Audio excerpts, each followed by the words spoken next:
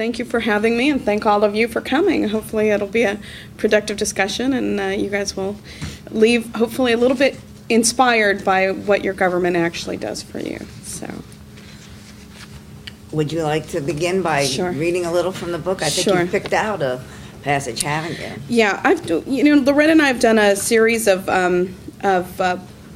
book readings and signings across the country, and I always pick these two. I always come back to these two passages because they really, I think, emphasize a lot the background that we both come from and some of the values that our parents instilled in us that, we try to remain true to as we, continue our work in public service. But the first passage is a little passage that I'm going to read about my mom, and then I'll give you a passage about my father as well. One of my best memories of Mom demonstrating her strength, her pride, and her values stems from her attending back-to-school night and meeting my teacher when I was in the first grade. During the mid-'70s, Mexican students were still discouraged from speaking Spanish at school. The emphasis was on looking, acting, and sounding just like all the other kids. So when I showed Mom a picture that I'd painted and the two of us conversed in Spanish, my teacher was horrified. "Oh, no, Mrs. Sanchez. You must speak to your children in English or they will never learn the language."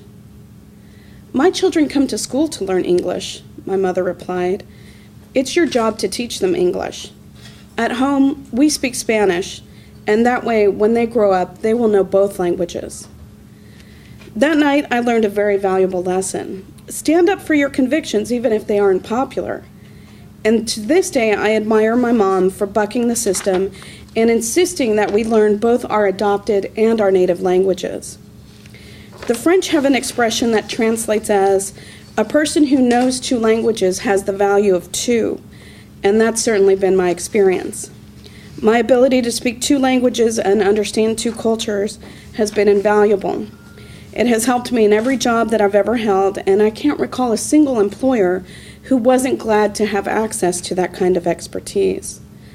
On the other hand, I've known kids who were told to learn only English, and consequently, they relinquished not only the opportunity to be bilingual, but also an important connection to their heritage and to their ancestry. So that's a little bit about my mom. And then this passage is about my father.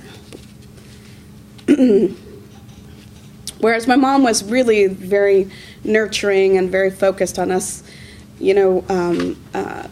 learning the new system here and doing well in school. My father was a lot stricter. He was very tough man and very strict in many respects. And so some of the values that he taught us were a little bit, how can I say this? They were a little bit tougher lessons to learn. He believed in tough love, and the emphasis was on tough. So that's my father. My parents had a strict rule in our house regarding work. Work was to be shared, and there was plenty of it to go around. When we each turned 15, Dad insisted that we get a part-time job for a few hours every week to learn the value of money. Sure, school was still our number one focus, but he wanted us to learn what it meant to work in order to buy the things that you want. Whereas my brothers went to work with Dad at his machine shop, my older sisters got jobs in retail. Loretta scooped ice cream at the local Save-On drugstore, and Martha sold donuts at Winchell's. I, on the other hand, was fascinated with welding and tools and what my father did for a living. So when I turned 15, I asked if I could go to work with him at the machine shop. Initially, I think he was a little taken aback by this, but he agreed and told me to dress in my oldest clothes and be up at 6 o'clock on Saturday morning. And that's what happened. The following Saturday, my younger brother Mike and I, wearing sweatpants and faded T-shirts, went to work with our father. Dad gave Mike the task of sorting tools and materials in the shop, but he seemed a little perplexed as to what job he should assign to me. Probably confounded by the fact that I was a girl, he decided to have me do women's work, sweeping up metal shavings off the floor, degreasing some pieces of machinery, and stripping paint off of oxyacetylene tanks. In other words, he went out of his way to give me the dirtiest, most tedious cleaning jobs that he could think of, and by the end of the day, I was hot, exhausted, and filthy. In fact, My hands were so wrecked that no matter how much lava soap I used to try to get the grease off, some of it remained under my fingernails, definitely not attractive for a girl. Look at these, my father said, showing me his own hands, which had scars and calluses and permanent half-moons of grease under the fingernails. If you don't go to college, this is what your hands will look like for the rest of your life. However, if you do go to college, someday you'll work in a big fancy office with a nice view. You will go to work in a suit, toda perfumada, which means smelling like perfume, and you will have your own secretary to bring you coffee. So that was my father's lesson.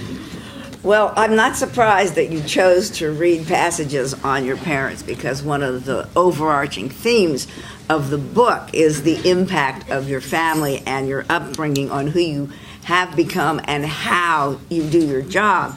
But I was wondering, do you think you could have done what you've done with a different kind of family life as you were growing up, a different approach by your parents to discipline, a different philosophy of parenting? You know, I'm not sure that I would probably be as motivated as I am today if I had had a different family circumstance growing up. I come from a family of 7 children, and we didn't have a lot growing up. And in fact, years later, when my parents were doing better, you know, I look back and I think about how little material things we really had. We didn't really have all the latest games and, you know, the fashionable clothes, but we had each other, and that was something that my parents really stressed to us growing up. And I think it's not unique to my parents. I think many immigrant families feel that need to really stick together because life is tough when you're first starting out in a new country. And so I think a lot of the, you know, the immigrant values that my parents had about hard work and creating opportunities for yourself and accessing the things that are available to you here that a lot of people take for granted, you know, those aren't, you know, just unique to my parents. They're not unique to Latino immigrants. Every immigrant family that comes here with a dream really is looking for those opportunities and working hard to try to make sure that they make the most of them. And so I'm not altogether sure that if I hadn't have grown up in such a large family where, you know, we really had to struggle to buy the things we wanted, I'm not sure that I would be as motivated as I am now if things had been easier for us growing up. Well, my follow-up to that is then not everybody is lucky enough to have parents like yours, clearly strong role models. So where did the rest of us start? Well, you know, it's funny because, you know, when people ask me, who are your role models growing up, unwittingly, I think my parents were certainly role models, although we didn't see them like that at the time. I mean, I saw my father as incredibly strict and, you know, my mother as, you know, very much focused on us doing well in school. They understood that the key to a better life here was through education. Not everybody starts out with parents that are that focused on their kids doing well in school or that involved with their kids' lives, because despite the fact that my father worked in a machine shop, you know, 10, 12, 14-hour days sometimes, he was still very much involved in our lives. He coached a Little League team of my brothers. He was a scout master for Boy Scouts. You know, they found the time to be involved, and not everybody, I taught in the public school system, not every child has the blessing of parents who are involved and interested in what their kids are doing. But for people who don't have that at home, there are ways to find those kinds of mentors and role models and people to be involved in their lives outside of your family unit. I remember I was very fortunate that I had several really great teachers that took an interest in me and, you know, helped me, you know, even apply for college when I, you know, got discouraged. And, you know, I remember a soccer coach that I had that really taught me to be confident and to be aggressive about what I wanted to do in life, not just on the soccer field. So you can find those people to fill in those gaps if you don't have that in your immediate family. Take notes, okay? Take notes. There will be a quiz. Another very strong theme running throughout the book, I think, is the role of religion and of your religious upbringing in navigating Congress and political life. And I'd sort of like can you talk a little bit about that? Sure. And, is the impact of religion appropriate in today's society to politics and policy, and why or why not? Well, we were raised in a very traditional Latino family, which included very devotedly Catholic parents and grandparents. So we, were exposed to, religious upbringing and values from a very early age. But the interesting thing is, even though my parents were very much involved in the church, and we were as well, they were very broad-minded when it came to religion.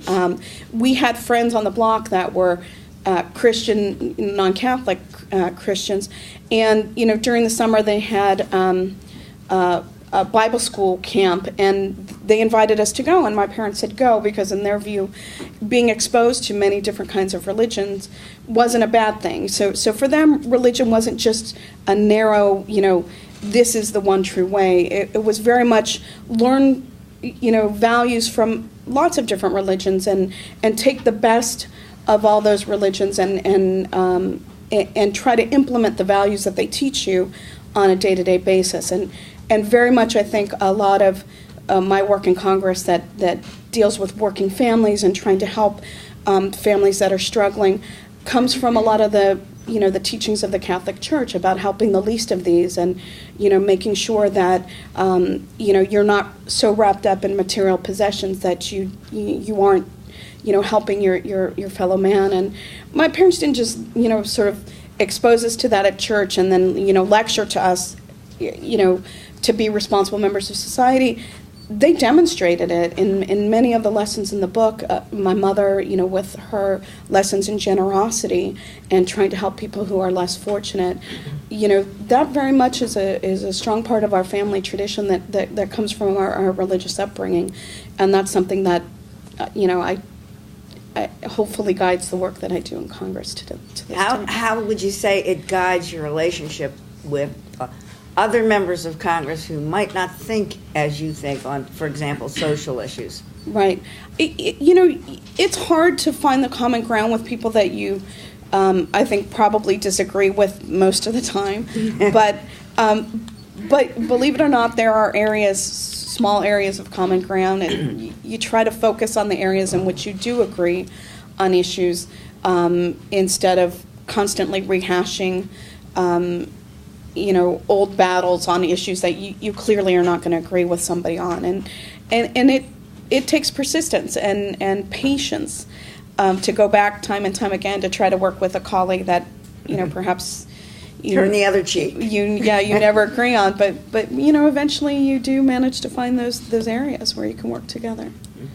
I want to just sort of step back for a minute, because I'm going to throw back at you an observation from the book, and I thought it was a very valuable insight, and I have a question about it. And let me quote you. Quote, "When you first enter Congress, you want to change the world, but you soon learn it's an incremental process. Nothing happens until the time and conditions are right." End quote. And my question is, so in this instant gratification culture of ours, why should anybody even try? Well, to not try is the greater sin. It's just throwing your hands up in the air and accepting the set of circumstances that you're in. And people do it. There are people that do it. They get cynical, they turn off, they say everybody's the same. And our democracy suffers for that. It's really somebody once told me it's the unreasonable man that changes society, because the unreasonable man or woman or person insists on change and will continue to work towards that until the circumstances are right for that to come about. And it's true, nothing happens in Congress overnight, and that's where you learn patience and persistence. But things do change, things happen. When I was first elected, the party that I come from, the Democrats, were in the minority in the House, in the Senate, and the White House. 6 years later, we're now the majority in the Congress, and we now have a Democratic administration. So it took 7 years to make that happen, but the change did happen. And so now a lot more of our proposals that didn't get much attention when we were in the minority, a lot of those we're now able to work on, and we're able to successfully complete those pieces of legislation or those goals that we've had for ourselves. So it's just a matter of believing that you can make a difference, and then working every day towards making that difference happen. And it doesn't always happen overnight, but eventually it does happen. You see it, but how do you persuade the larger society that, yeah, things are changing and things are going to be better? I mean, the whole basis, I believe, for the election turning out the way it did was that people were just sort of frustrated with what they perceived to be a lack of change. So how do you tell these young people, cool it, guys, you're not going to get what you want overnight, but at some point down the line, after we go through this horrible economic implosion and everything else that is going on, you will get jobs, you will have money, you will be able to buy a house, and make it stick. Well, I tell people, fundamentally, if you don't like something that's happening to you, you have two options. You can sit back and say nothing and allow it to continue to happen, or you can stand up for yourself and say, this is not going to happen anymore, I'm not going to allow it to happen. So you can either be a victim, or you can be somebody that takes your future into your own hands and makes something happen. And there are a lot of people that just accept the way things are. They complain about it mightily, but they never get off their butt and actually do something to try to turn that around. And so, I tell people, those are your two options. Sit and do nothing and just let everything happen to you, or stand up for yourself and change things or work towards making change happen. And in particular, and I will say, one of the biggest challenges as an elected official who runs for office every 2 years, because we have very short terms, people want to know, what are you going to do about fixing this problem today? Mm-hmm. What have you done for me lately? They don't want to hear your 10-year plan to improve the schools, or your 15-year plan for getting us to be energy independent. They want to know, what are you going to do tomorrow to fix the problem? And part of the problem, I think, and why people get cynical with government, is that oftentimes, because of that pressure, the solutions that we choose are very short-term solutions. They're not very thought out in terms of 5 years down the line, 10 years down the line, because you don't get rewarded for that. You get rewarded for, what can you show me from one day to the next? And I think that's something that, in government, we're very impatient, and we're very reactive. We don't plan a lot in the future. We just react to crises that come up, That's the way democracy works, doesn't it, in terms of making policy anyway? Well, it doesn't have to be like that. I mean, you can be working on, short-term improvements, but thinking about long-term strategy, and unfortunately we don't do enough of that. And I don't want to misquote anybody, but I remember there was a particular Native American tribe in the United States that made decisions based on what the 7 generations from now, what would be best for them. Mm-hmm. And I'm not saying that we need to be that, that forward thinking, but we do need to think a little bit more about long-term investments in what we want the future of this country to look like. How do we do that? Nobody seems to want to do it, except for you. Well, well, believe it or not, I'm not the only one. There are very committed members that think about long-term strategies for different things, like, improving education so that we continue to be able to compete in a global economy. Things like, thinking ahead to the issue of Social Security and keeping that solvent for generations to come. There are long-range planners in the Congress, so there are enough of us that I think, we sort of counterbalance that push to just have the quick terms fix and the quick term solution. And we won't even get started to talk about the role of term limits on the state level. That's for another That's time. A whole different That's kettle about of a fish. 3-hour discussion, Yes. and we don't have the time. I want to throw at you one more observation that really popped out at me and ask you to talk about it. Quote, growing up, I'd felt more unequal being a girl than being Latino, end quote. Talk about that. Yeah, well, I grew up in a very traditional Latino family. My father was very old world Latino where boys had more freedom and they had less responsibility, and girls were under lockdown basically at home and not allowed to go out or not allowed to date. One of my favorite stories in the book, and this is a very true story, my older sister Loretta, when she was old enough that boys who drove asked her out on dates, my father wouldn't let her go out on dates with boys who drove unless she took me as a chaperone. So you can imagine how much fun it is to take your little sister with you out on your dates. And she had a very strict curfew, but it was very controlled for women. And I felt the injustice of that, the fact that my brothers could go out and stay out as late as they wanted. They could go out, during the weekdays. If we wanted to go out, we got to go out one weekend night. We had a very strict curfew, and we had to do extra chores on top of our regular chores in order to be able to do that. And that's something that, I've seen in my professional career as well. And I've worked in some very non-traditional, careers for women. I worked in the building and construction trades, where women are about, less than 1% of all, building and construction trades workers. And I still feel that, I guess I'm continually surprised that there are still that many inequalities for women in many workplaces, and I feel like you get underestimated by being female more than you do being a minority in this country. I still feel like there's that glass ceiling that exists, and I work really hard to try to help give opportunities to diverse group of people in terms of our internships in our offices and hiring in our office, but that's not, I'm sort of one of the few that do that. When I first got elected to Congress, and I'm not joking, I was walking with John Conyers, who's the chairman of the Judiciary Committee. He's an African American man from Michigan, and I was walking through the hall with him, and like everybody was like male and white. And I was looking around because California is very diverse, and you kind of take that for granted. And then you visit different places, and the population is like very homogeneous, and you're like, what's wrong here? And walking through the corridors, really, like I felt like we were the only two, minorities walking through the halls of Congress that day. It's gotten a lot better because through fellowships and internships, we've seen a lot more diversity.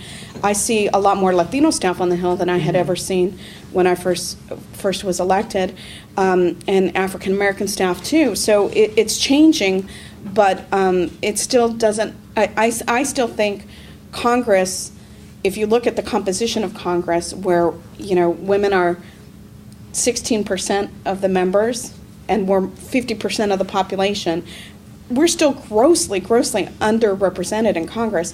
Congress has a long way to go before it looks like the America that it's elected to represent. And so we keep pushing for more diversity, but it's slow in coming.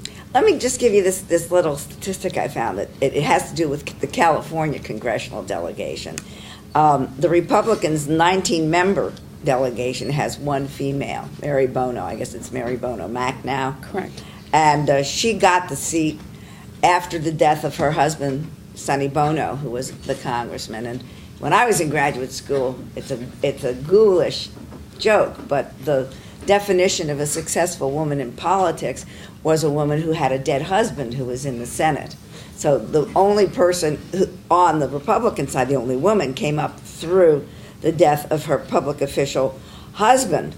Democrats have 34 members, as you know, in the congressional delegation, and it is majority women, 19 members, including the first female Speaker of the House, Nancy Pelosi, of San Francisco. California Are we an aberration? And two California, you're right, senators. Both of our senators are women, and I don't believe there's ever been a Republican California U.S. Senator. I'm not even sure there's been one that's seriously run, except for Maureen Reagan, who ran, 20 years ago and didn't do very well. California is responsible for sending more women to the Congress than any other state, which I like to brag about, because I think I always tell people California is the future of the United States. As California goes, so will eventually the rest of the country. We have the majority of the Democratic delegation are women, and I think that's a huge accomplishment. And in fact, when I got elected, I was the one that tipped the balance of power to more women than men. But there are states that still, and I'm thinking, Massachusetts, as progressive as a state as we view that, until just last term, their entire congressional delegation were men. They finally got their first female representative from Massachusetts. So, like I said, there is a lot of change that still needs to happen in this country. But I'm very optimistic that it's happening. It's just it's slow. And one of the things that I find really interesting is we have groups of women that come from foreign countries that represent foreign governments. And they meet with the female members of Congress, and they ask us, we're only 22% of the representatives in our country. How do we increase that number? And I look at them and I say, well, we're only 16%. So you guys are doing better than we are. And these are women from some of the Eastern Bloc countries, some of the Middle Eastern countries, and they actually have a higher percentage of women serving in office in those countries than we do here in the United States. And if you look at who has served as prime minister or a president abroad, the glass ceiling has been broken in Europe and in the rest of the world in a way that still hasn't. Latin America, it still hasn't been broken that way in the U.S. But, what I found in studying all of this, and I've sort of like your take on this, is that women are allowed into offices that don't have all that much power in the U.S. They're allowed to get power when they get it in areas such as women's issues, education, and the like. And what I have seen abroad and in other parts of the world, Latin America, Europe, you name it, is that gender isn't the litmus test, it's ideology. Whereas here, still, gender is a big part of the litmus test. Yeah. What do you think? Yeah, I don't think that I would disagree with that statement. I think for so long at the federal level in particular, politics has been dominated by men. And in the introduction that the dean gave, my sister Loretta and I are the first women who are related in any way to serve in Congress. We've had a Congress that's been in place for about 200 years, and in the first Congress there were male relatives, and there have been male relatives, fathers and sons, nephews and uncles, male cousins, brothers who've served in Congress. But until 2003 in this country, never two women who were related in any way. And I think because that history is so entrenched, it's a little bit hard to change it. But I think, with Speaker Pelosi being the first female Speaker of the House, she gets it. She understands, and she is very much a part of promoting the diversity of Congress.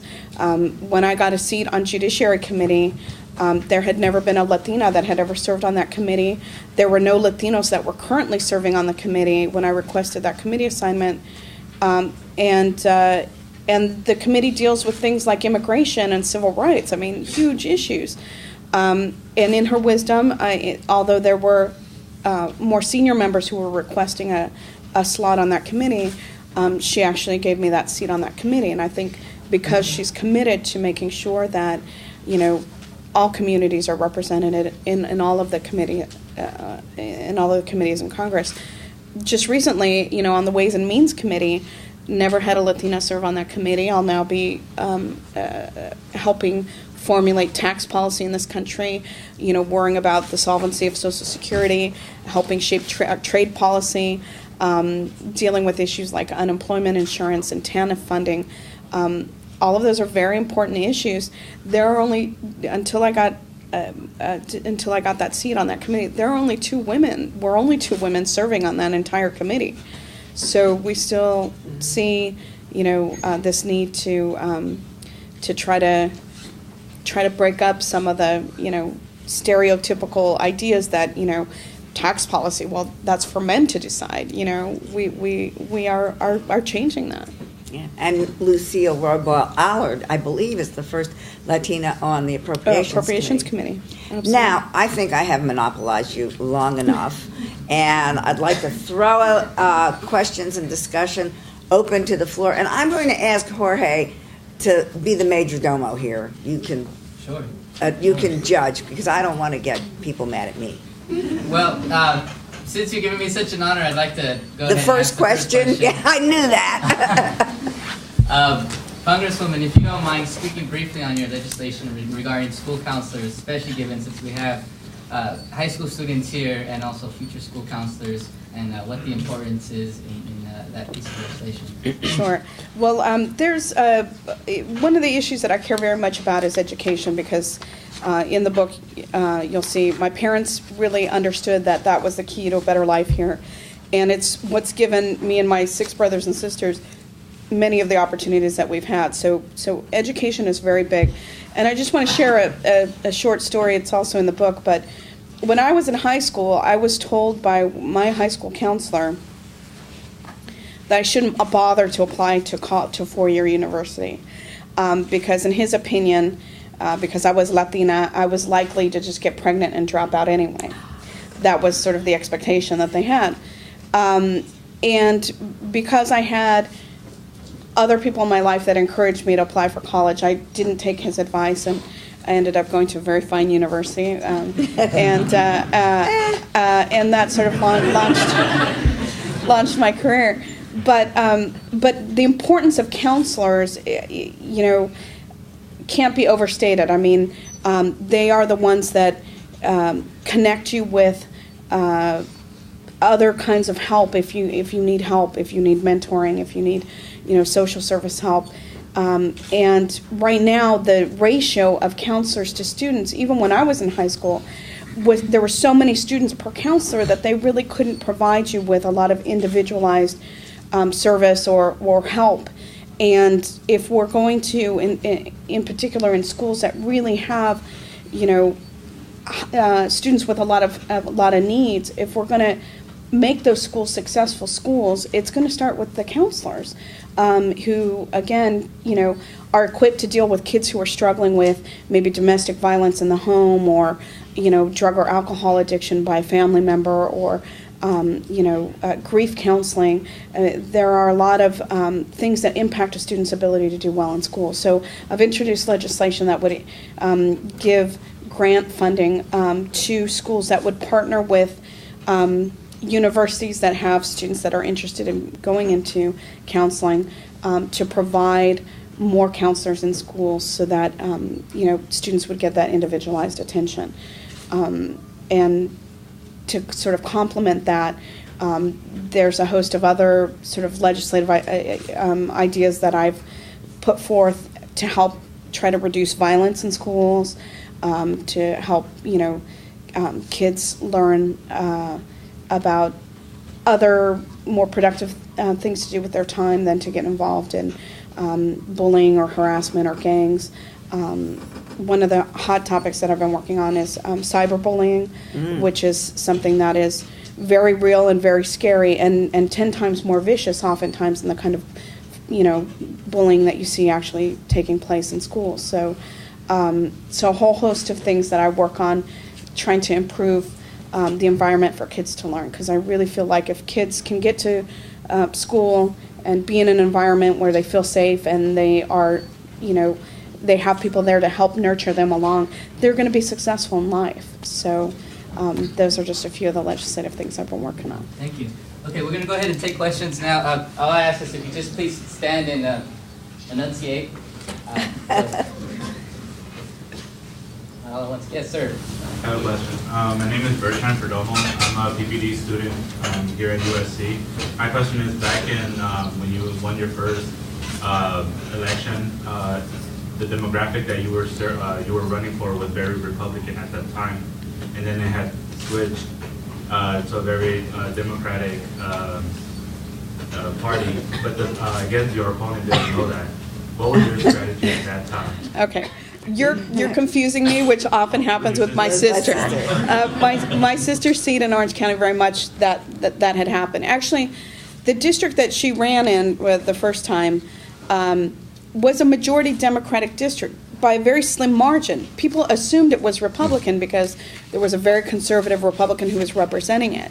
And I think what had happened over the years is that, Democrats had just given up hope that anybody could win that seat back from this guy, even though they were the majority of the vote in the district, until she ran and she really worked that district door to door and sort of created the enthusiasm for her candidacy that had been lacking in that seat for a long time. And her Republican opponent had been off, running for president and sort of had taken his eye off of the district. She really caught him off guard. You're being kind, you know that. She really caught him off guard because he didn't expect her to be a strong challenger. He sort of dismissed her because she was a Latina and she was a woman as like no big threat. So he was off doing other things and not campaigning in his district. And she won that seat by what is considered a very narrow margin, about 800 votes. And he never saw it coming. And when he lost, he was not a very good sport about it. He alleged all kinds of fraud, and I think what hurt him most was the fact that he got beat by a woman, and she was Latina on top of it. I think that was what really angered him more than anything. And the other thing I think that hurt him, I've looked at the voting results, and he would get anywhere. B-1 Bob was his nickname, and he was real big on the B-1 bomber in defense. And Vietnamese Americans voted for him like 103%. And enough of the Vietnamese American voters shifted. They were tired of the showboating that he did in Congress, and they shifted to Congresswoman, soon Congresswoman Sanchez, and that played. She was able to put together a coalition with voters that he thought were his by right. Yeah. He really underestimated how much work and effort she put into that race, and the fact that she did reach out to communities that he thought would vote for him forever. What was your role at the time? Just a follow-up question with your sister.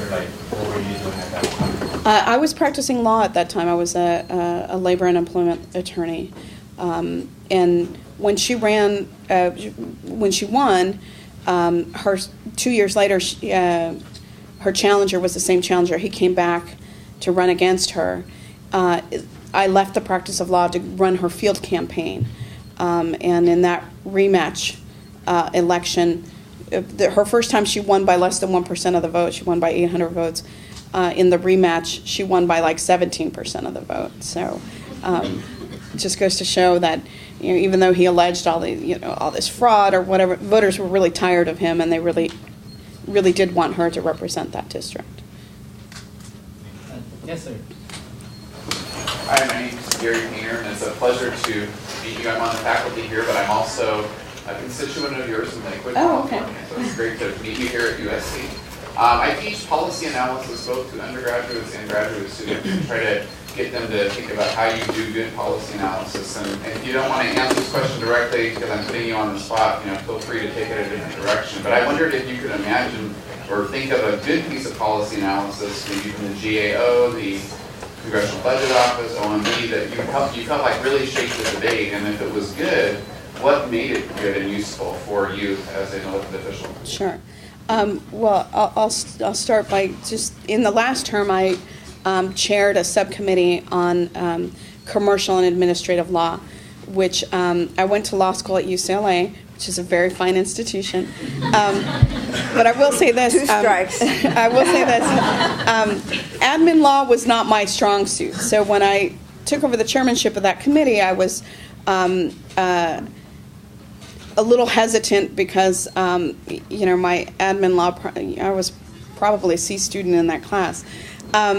But we did get reports from the Congressional Budget Office on different things that we could do within admin law that would streamline the process and make regulations easier to implement, or the process easier to more streamlined so that it didn't take as long. And so we regularly relied on some of those reports for streamlining the regulatory process, I should say. And oftentimes that was one of the areas that I could find common ground with my ranking Republican member, because these reports were so well detailed in showing the cost savings to the government and to the taxpayer, that oftentimes we could agree on moving legislation forward based on these recommendations. So we did rely very heavily on those reports in that particular arena of administrative law on a regular basis. And the analysis was persuasive, not just for me as the chairman, but for the ranking member, and that was one of the areas in which we found common ground among both parties. Thank you. Just as a follow-up, if I don't mean to monopolize, what about, have you ever come across a report that's sort of completely unusable? And sort of why is it unusable? Oh yeah, we've I wouldn't say necessarily from the Congressional Budget Office, but we've gotten reports from witnesses that appear before Congress to answer questions, and I was a litigator before I went to Congress, so when you're questioning witnesses and their reports, vague language, I know how to hone in and ask the tough questions that expose the vague language for what it is, which is basically not really persuasive analysis. And witnesses hate that, but it's the only way that you get at the information that you need in order to make informed decisions as a member of Congress. But, oh yeah, I've seen my share of very vague reports that witnesses come to testify about, and we're always able to find the weaknesses through questioning. So. We're almost ready for signing and eating. Yeah, I think we have time for maybe one more question. We had one in the back. Sir? Congresswoman, I have one quick question. You talked about walking with John Conyers and not see a lot of minorities or women. What are some of the informal rules when you're in Congress that perpetuate that culture, and what are some of the formal rules that you feel that's why that place is like that? That's where there's so many white men and no minorities or women. Tell us the real behind the scenes. You got to be a congressperson and know this type of stuff. Okay, and I speak really honestly, and some of this stuff is already contained in the book, but when I was first elected to Congress, I was 33 years old. And I didn't look like the majority of members of Congress because most of the members are in their, I'd say average age, probably late 50s, 60s. So being young was sort of one strike against me. Being a woman, another kind of strike, and being a minority on top of it, you can imagine. And this particular story hopefully highlights that problem. As members, we are given there are pins that we wear that identify us as members of Congress.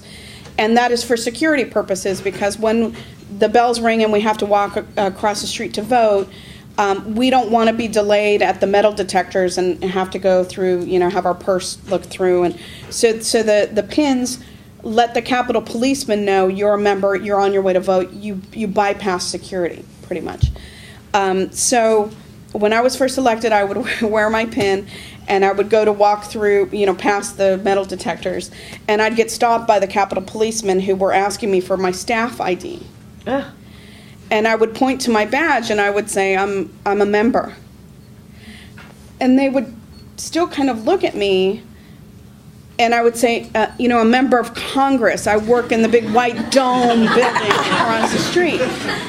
And I even had, a Capitol policeman, after explaining I was a member of Congress and pointing to my badge, physically make me produce my congressional voting card so that he could verify I was a member of Congress. Now, the first couple times that happens, you figure you're a new member and, they don't know you yet. They're supposed to memorize, by the way, the faces of all the new members. After that happens for about the 100th time, it really gets old. And I had that happen to me when I was walking with male colleagues, and the male colleagues were waved through, and it was like, stop, you stop. So the message, I think, subliminally that sends is they belong here, but you don't. There's, we have to check you out because there's something suspicious. I had that happen when I was walking with constituents. So imagine you're elected to represent people in Congress. They perceive you as, having this, power, and then you're being stopped at the door and told, wait a minute, prove that you belong here. And you can see how that might undermine people's confidence in your ability to do the job. And I had a hard enough time my first term anyway, because you're learning the ropes, you're trying to prove to your constituents, because the seat that I ran in was a vacant seat, there was no incumbent, and so they were looking at me, I'm sure, and thinking, what's this kid going to be able to accomplish in Congress? So there are all kinds of sort of subtle things that happen that let you know, hey, people here don't think that you belong here. And you have to overcome that. And after being stopped for about the 100th time, and some of my colleagues would, well-intentioned, but a little patronizing, say, oh, well, you should be flattered that you look young enough that they think you're staff. I finally had it. I went to the sergeant of arms and I said, look, this is a problem. This is happening to me every time I, am moving among the buildings. I said, I'm not being asked to be treated special or better than my colleagues. I'm being asked to be treated the same as my colleagues, and I deserve that respect because I got elected in a district that has 650,000 people in it, just like all of them did. And so the Sergeant of Arms had a talk with the Capitol Police. They did a briefing. They must have put my picture up everywhere because from one day to the next, it was like, oh, Congresswoman, please go through. And even now, occasionally it will happen. Well, they'll kind of stop me, and I'm not mean about it. I know they're just trying to do their job, and but and I've told some of them, look, women can be members of Congress too, and that's changing, again. But there are other ways in which you feel like. And you don't know. I mean, I can't ask a colleague who maybe totally blew me off and ignored me, did you just, blow me off because I'm a woman, because I'm young, or because I'm Hispanic? You can't stop and ask them. So you don't know which is the bigger sort of obstacle. But, there are subtle ways in which you are made to feel sort of like not on the same level as other colleagues. And some of that has to do with seniority, the number of years that you have in the House. But you still very much feel at times the sort of backroom cigar smoking kind of men's club, it hasn't fully embraced you yet. And I work on that. I work on that every day. Okay. Well, thank you so much, Congresswoman. Can we have a round of applause?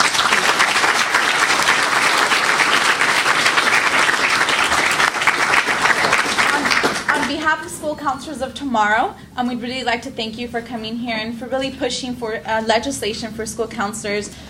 Really, she's been great. We've been talking about this for a while, so we thank you for coming and speaking to us about your book, and especially about the legislation, which is really important for us that are practicing school counselors. My pleasure. My pleasure. Oops.